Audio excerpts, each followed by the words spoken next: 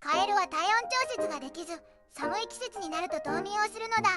実は冬眠中に心臓が停止する種もいて、春になるとまた蘇ることができるのである。亀は驚くべき特技を持っているのだ。実は亀は水中で目を閉じずに呼吸ができるのである。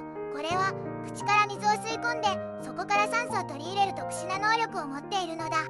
カメレオンは色を変えることで知られているが、実は体温調節にも役立っているのだ。色を変えることで周囲の温度に合わせエネルギーを節約しているのだ。タコは3つの心臓を持っているのだ。2つはエラに血を送るため、残りの1つは全身に血を運ぶために働いているのである。